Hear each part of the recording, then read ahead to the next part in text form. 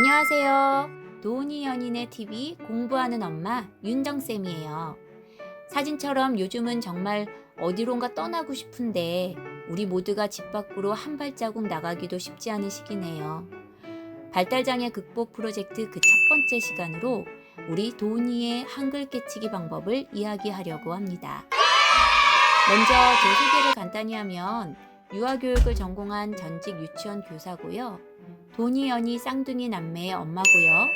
발달장애 도니의 초등학교 통합학급 진학기를 다룬 도우나 학교가자 책을 출간했습니다. 초등학교 진학을 앞두고 계신 예비 학부모님들께서 관심이 있으시다면 책도 보시면 도움이 많이 되실 거예요. 이 책은 유튜브를 통해 매주 읽어드리려고 해요. 저는 현재 이화여대 교육대학원 상담심리 석사과정 중에 있고 청소년 상담센터에서 청소년도 상담하고 있습니다. 사실 생후 36개월에 도니의 자폐성 발달장애 진단을 받고 난 후 쌍둥이 여동생이랑 점점 차이가 나는 걸 보면서 많이 힘들었어요. 제가 학부 때 전공서를 통해 배운 일반적인 발달 과정이나 유치원 현장에서 보았던 친구들에 비해 현저히 늦은 발달을 보이는 것에 불안이 밀려왔고, 특히 비교할 수 있는 대상인 쌍둥이 동생 도연이가 늘 옆에 있었기에 도니에게 더 신경을 쓸 수밖에 없었던 거죠. 혹시 지금 이 방송을 듣고 계신 우리 자녀분의 지금 나이는 몇 살이세요? 우리 아이도 발달을 하고 있다는 것을 확신하지만 그 늦은 속도에 가끔은 답답하고 막막하고 지치기도 하시죠? 놀이터에서 친구들과 소통하며 씩씩하게 잘 뛰어노는 다른 집 아이들을 볼 때 불편한 마음이 밀려올 때도 있지 않으신가요? 여기서 제가 꼭 드리고 싶은 말씀은 절대 상심하지 마세요. 상심금물. 사실 저와 도니 아빠는 도니의 발달 특징을 알았을 때 막막하고 우울한 마음에 갈피를 못 잡기도 했지만 포기하지 않고 조금씩 우리가 할 수 있는 한 최선을 다해 보았어요. 그땐 그거라도 하지 않으면 더 힘이 들어서 그렇게 했었던 거였는데 되돌아 생각해 보니 조금은 느리지만 이 느린 아이가 우리에게 주는 행복감은 정말 말로 표현하지 못하게 행복했습니다. 지나간 버스 따라잡는다고 택시 타실 필요 없어요. 다음 버스 기다렸다 타시면 돼요. 조급하면 안 되고 뭐든 꾸준하게 진행하시면 누적된 학습 효과가 터지는 날이 옵니다. 저희 아들은 이제 10살이 되었어요. 지금은 말도 제법 잘하고 언어 소통이 거의 다 되고 있어요. 요즘 부쩍 언어 활동이 늘어나서 짧은 문장끼리 이어 긴 문장으로 표현하고 말과 문장 중 조사, 부사, 형용사 등 수식어를 넣으면서 점점 유창하게 말로 표현하는 모습으로 매일매일 전성기를 갱신하고 있어요. 학교 다니면서 비장의 아이들과 자연스럽게 어울리며 간접적으로 들었던 경험과 아이의 발달 상황에 맞게 치료 계획을 세워 진행한 언어 수업들이 콜라보를 형성해 확실히 도움이 되었다고 생각합니다. 10살이나 되었으니 되는 거 아니냐고 반문하실 수 있으시겠지만 도니 36개월 땐 엄마 아빠도 제대로 호칭하지 못했어요. 남편이랑 매일 걱정하며 한글은 읽을 수 있을까? 아니, 말은 할 수 있을까? 라고 정말 많이 생각했었어요. 어린이집을 다니고 유치원을 다니면서 먼저 자기 이름 알게 하는 것이 1번이었죠. 도니는 3살 때부터 8살 학교 들어가기 이전까지 언어치료, 감통수업, 인지치료, 음악치료 등 모든 수업의 대략적인 목표는 의사소통이었고 결론적으로 언어학습에 다 도움이 되었던 것 같아요.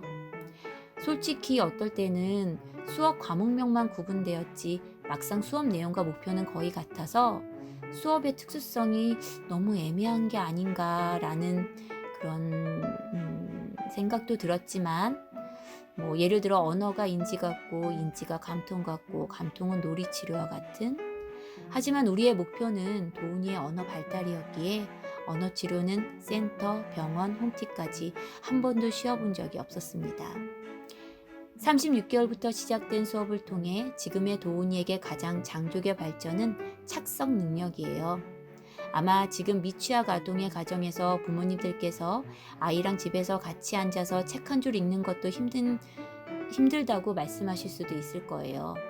저희도 당연히 그랬어요. 하루아침에 절대 안 되죠.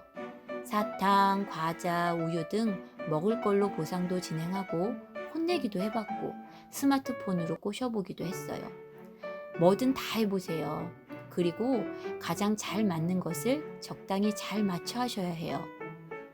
여기서 중요한 건 절대 부모님들끼리 싸우지 마세요. Nope. 중요한 건 실패하더라도 또다시 뭐든 해봐야만 우리한테 맞는 걸 찾으실 수 있을 Nope. 거예요. 이거 한다고 아빠님들 화내지 마시고 저런 거 한다고 엄마님들 짜증내시지 마세요. 그러면 안 되세요. 두 분 말씀이 다 맞을 수 있으나 지금 딱 맞는지는 사실 알 수 없어요. 아이도 모르고 부모님도 모르니 조금씩 템포 늦추시고 양육자 간 절충도 가장 좋은 교육 방법이라고 생각합니다. 가끔 5세 미만의 아이들의 가정에서 센터를 다니시면서 헛돈만 쓰는 것 같고 시간만 아깝다고 생각하시는 분들이 계시더라고요. 차라리 그 비용으로 내가 가르쳐 보겠다고 뛰어드신 분들도 계시죠? 저도 그랬거든요. 그러다가 상처받고 포기하고 오기를 섞어가며 또 도전하며 그렇게 지내왔습니다. 지금도 하고 있고요. 포기하지 마세요. 나라에서 지원도 적지만 그래도 있으니까 최대한 이용 받으시면서 수업은 받으세요. 저희 아이가 10살이 되어 보니 받을 수업이 점점 줄어들어요. 보다 어릴 때 신경 쏟아주실 수 있으실 때 쏟아주실 것을 추천드려요. 단 집안 지갑 사정도 살펴보시면서요. 먼저 공부를 하려면 일단 눈맞춤과 착석이 되어야 합니다.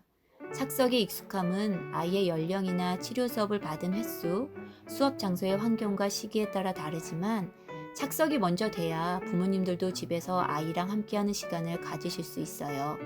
센터나 병원에 가셔서 특수교육을 받을 때 말하게 해줘요. 한글 알게 해주세요 라는 주문을 말씀하시기 전에 우리 아이의 착석 시간을 1분, 3분, 5분 동안 할 수 있게 해주세요 라고 요청하는 게 현실적일 것입니다. 오랜 시간 센터를 다니면서 1대1 수업이 가능해진 친구들은 큰 문제가 없지만 초창기 장애진단 또는 경계성 친구들이 특수치료 수업을 받을 때 실질적으로 착석을 통해 집중적인 수업이 진행되는 게 어려운 친구들이 많아요. 아까운 시간과 비용 들여 부모님들 잠시 휴식하러 수업 데려가시는 거 아니잖아요? 모든 수업의 1순위는 착석입니다. 즉 수업에 임하는 자세인 거죠. 서론이 너무 길었네요. 제가 오늘 소개하고자 하는 건 도훈이가 결정적으로 한글을 익히고 깨치는데 가장 필요했던 수업 과정을 소개해드리고자 해서예요.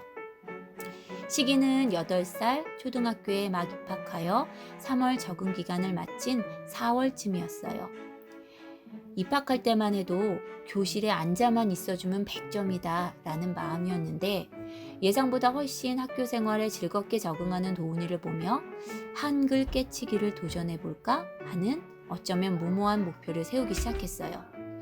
왜냐하면 1학년 1학기 학교 수업은 아이들이 직접 글을 쓰고 읽는 부분이 적지만 1학년 2학기 수업부터는 알림장 작성이나 일기 쓰기 등 기본적으로 한글을 알아야 수행해낼 수 있는 과제들이 시작될 것이기 때문이었죠.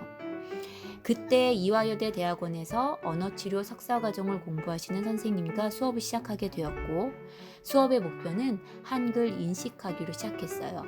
쉽게 이야기하면 가방이라는 단어를 읽거나 뜻을 알지 못하더라도 아, 이건 글씨구나 라는 정도만 구분할 수 있는 것이 목표였습니다. 그 다음 한글 읽기에 도전했습니다.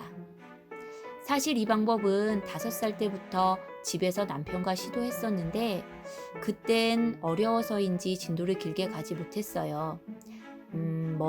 부모님 선생님의 능력 부족이었을 수도 있죠. 이 수업을 하기 전까지 도훈이가 아는 건 김도훈이라는 이름을 그림으로 형상화해서 아는 정도였어요. 김도훈, 훈도김, 훈김도 이렇게 써주면 헷갈려서 잘 못 읽을 정도였지요. 3살부터 7살까지 언어 치료를 포함해서 누적된 학습이 아마 이때 빵 터졌던 것 같아요.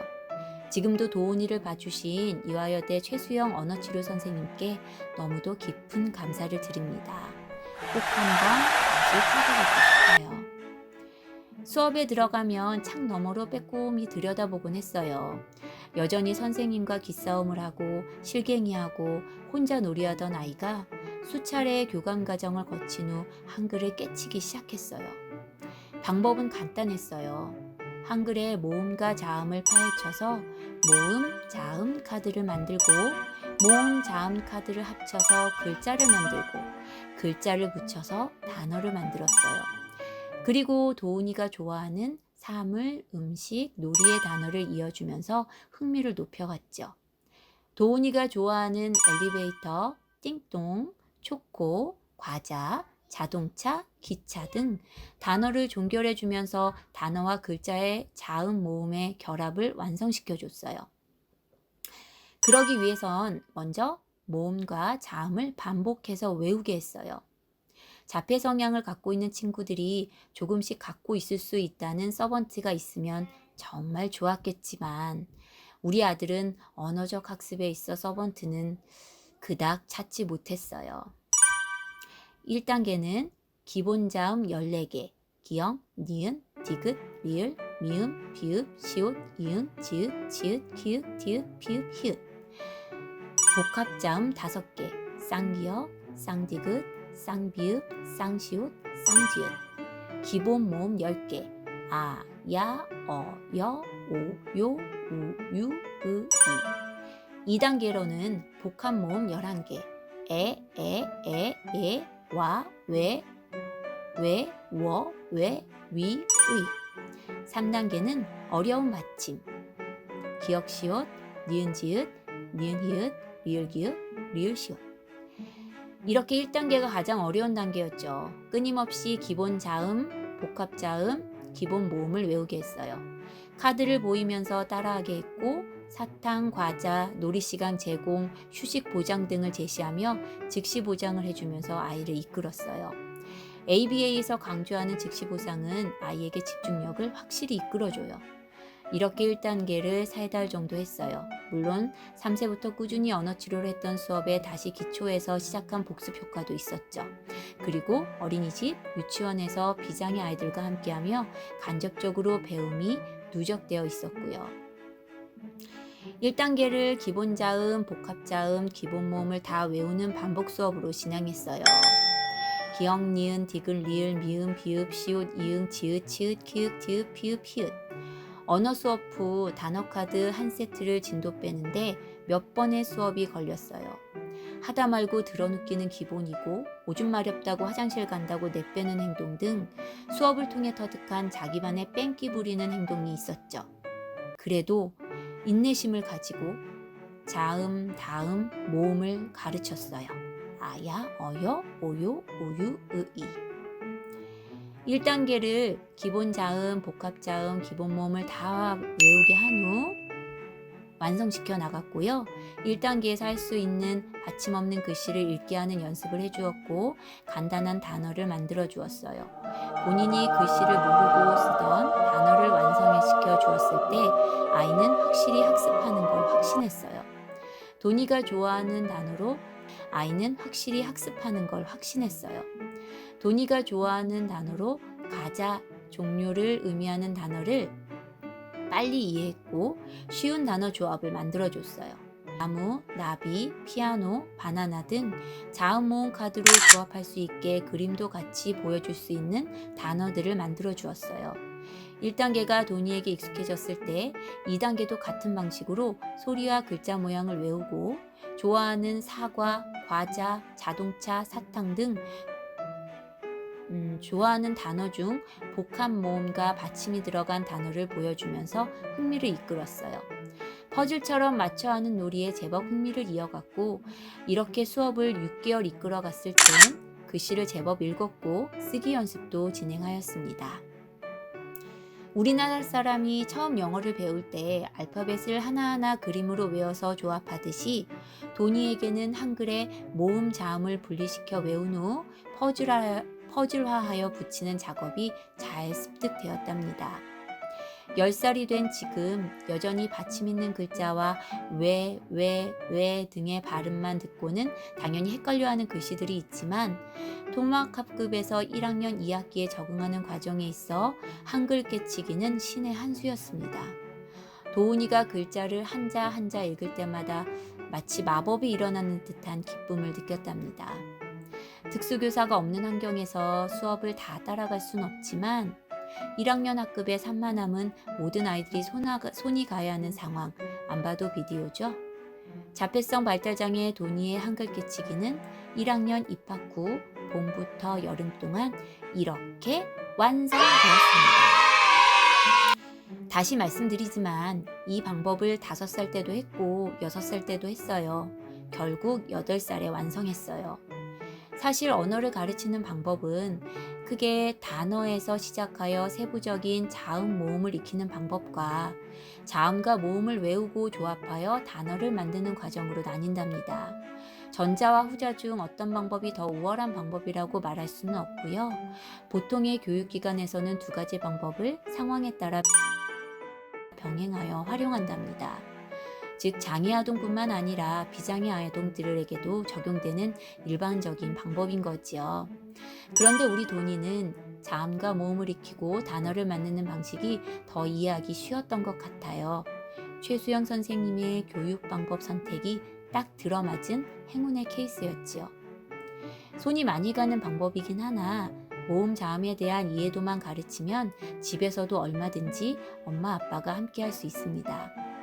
이때 중요한 건 아이의 착석 학습, 모음 자음 카드, 더 중요한 건 부모님의 분노 참기, 화 누르기, 그리고 즉시 보상할 수 있는 칭찬 방법 등을 준비하고 시작하시는 거예요. 아이들의 집중력과 끈기는 부모님을 절대 기다려주지 않아요. 지금까지 도니의 한글 깨치기였습니다. 끝!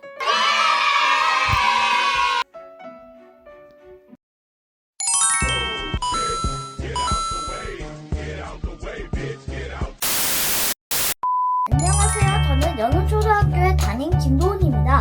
영상이 마음에 드신다면 구독과 좋아요, 구독과 좋아요, 구독과 좋아요, 구독과 좋아요 꾹꾹 눌러주세요. 구독과 좋아요는 사랑입니다. 사랑입니다. 사랑입니다.